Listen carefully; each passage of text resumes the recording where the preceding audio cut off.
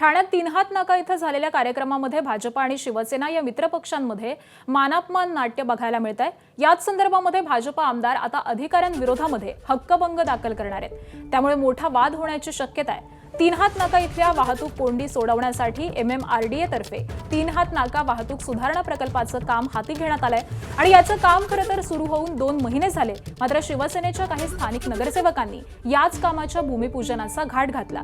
त्यासाठी कार्यक्रम ठेवला। त्या कार्यक्रमाला उपमुख्यमंत्री एकनाथ शिंदे उपस्थित होते।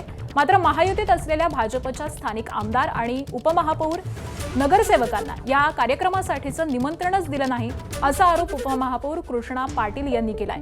तर याच संदर्भामध्ये प्रोटोकॉल पाळला न गेल्यामुळे MMRDA किंवा महानगरपालिका अधिकारी यांच्यावरती जबाबदारी निश्चित करत हक्कभंग प्रस्ताव आणण्यात येणार आहे। भाजपचे ठाण्यातील आमदार हा प्रस्ताव तयार करून विधानसभा आणि विधान परिषद हक्कभंग समिती समोर ठेवणार आहेत। त्यामुळे ठाण्यातील भाजप सेना वाद आणखीनच चिघळला जाण्याची शक्यता आहे। तर दुसरीकडे सत्ताधारी शिवसेनेनं भाजपचे सर्व आरोप फेटाळून लावलेत। सर्वांना निमंत्रण दिल्याचं महापौरांनी सांगितलंय।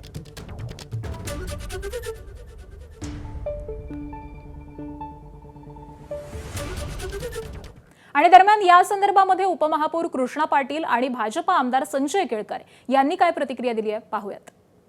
100% हे श्रेय लाटण्याचंच काम आहे। जर महायुती म्हणून आपण निवडणूक लढवलेली आहे, महायुती म्हणून भरघोस मताने लोकांनी प्रतिसाद दिलेला आहे, मग महायुतीचं मध्ये तुम्ही का हे करताय? महायुतीचे धर्म पाळायला पाहिजेत।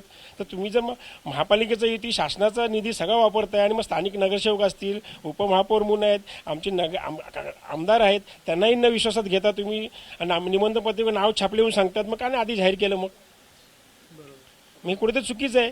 आणि मग ह्यांना वाटत असेल की आता गरज विसरली मित्रपक्षाला गरज वाटत नाही भारतीय जनता पार्टीची भविष्यात, म्हणून त्यांनी असं साईडलाईन करायचं काम चालू आहे। अशा प्रकारचं जे काही वाद होतो हे नेहमीच झालेलं आहे। हे काही आम्हाला नवीन नाही। कधी बॅनर दाखवले जातात नाव टाकल्याचे, कधी निमंत्रण पत्रिका दाखवली जाते की हे काय नाव टाकलेलं आहे आणि प्रत्यक्ष सांगितलं जात नाही। आता महापालिकेतल्या आमच्या उपमहापौराला पण निमंत्रण नाही, आमच्या आमदाराला पण विधान परिषदेतल्या निमंत्रण नाही। हा कुठला प्रकार आहे? काही आचारसंहिता आहे की नाही?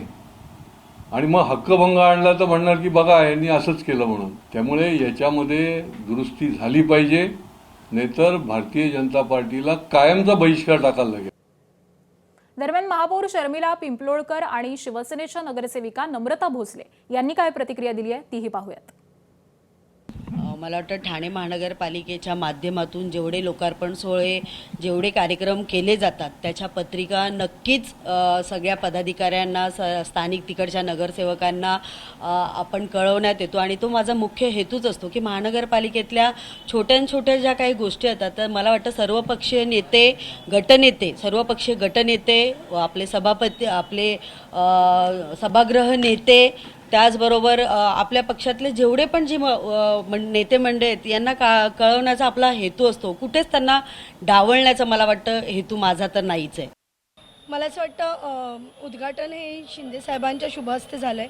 आपले ठाणे जिल्ह्याचे पालकमंत्री उपमुख्यमंत्री आणि माजी मुख्यमंत्री एकनाथजी शिंदे साहेबांच्या हस्ते हे उद्घाटन झाल्यानंतर पुन्हा एकदा उद्घाटन करण्याचं घाट घालणं हे अत्यंत चुकीचं आहे। राहिली गोष्ट त्यांच्या मला असं वाटतं त्यांना निमंत्रण दिलं नाही गेलं तर ते स्वतः उपमहापौर या ठाणे महानगरपालिकेचे त्यांचे रितसर निमंत्रण पत्रिकेत नाव होतं। प्रचंड अशी विकास कामं आहेत, ही मोठी एक ड्रीम प्रोजेक्ट्स आहेत। तीनात नाक्यासारखा आयुष्यातला मोठा सिग्नल लॉंगेस्ट सिग्नल बोलला जातो आणि त्याच्यावर कुठे ना कुठेतरी उपाययोजना होणं गरजेचं आहे। या उपाययोजनेच्या माध्यमातून झालेलं उद्घाटन आहे। त्याच्यामुळे मला असं वाटतं डेव्हलपमेंट फॉर ऑल साठी आपण सर्वांनी एकत्र येणं गरजेचं आहे। ABP माझा, उघडा डोळे बघा नीट।